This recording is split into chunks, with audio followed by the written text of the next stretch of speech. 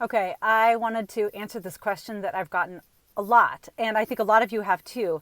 If you think that children have a right to their mother and father, and that men and women offer distinct and complementary benefits to child rearing, do you hear the objection a lot of, oh, I see, so you'd rather have a child languishing in an orphanage than be adopted by two men or two women?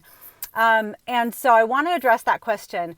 A lot of the times, that's sort of hypothetical, but I'm probably one of the few people who have actually faced that in real life, and I'll tell you how. Because there were two women that I knew that I was friends with, a couple, and they were adopting a child overseas.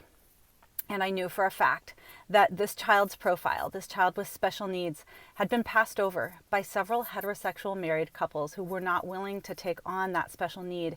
But these women were, and they asked if I would help them. They said, will you go with us? It's going to be a tough trip and a tough transition. And I said, hell yes, I'm going with you. Why? Because two moms is not ideal. But when you are talking about overseas orphanage conditions, and you guys, I have been in those orphanages, and it's dire.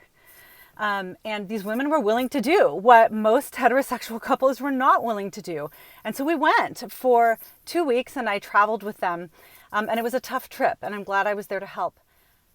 So first, let's make sure that we know what adoption is. Adoption does not exist to give kids to adults who want them.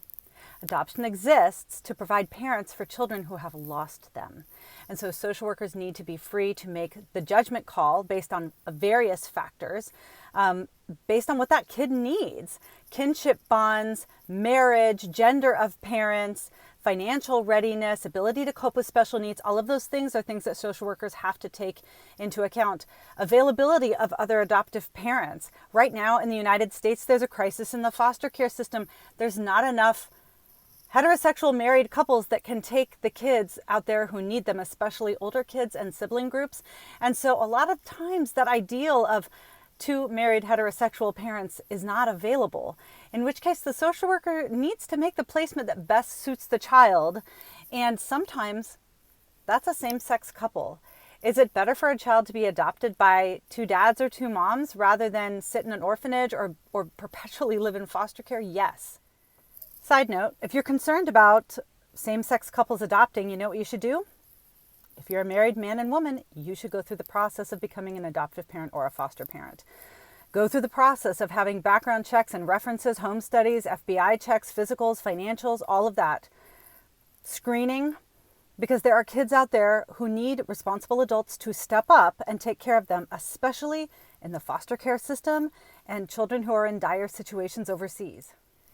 Now, you can acknowledge that there are times when two dads or two moms is the best placement for a child in need, and at the same time say that laws should not be rewritten to say that mothers and fathers are optional, right? Making the best placement in a difficult situation based on a certain circumstance that a child is in adoption does not mean that now we do away with the ideal or we write mothers and fathers out of law completely, which is what is happening now. So that's kind of the tight answer. Send me other questions if you have them, because that's one that has been needing an answer for a while.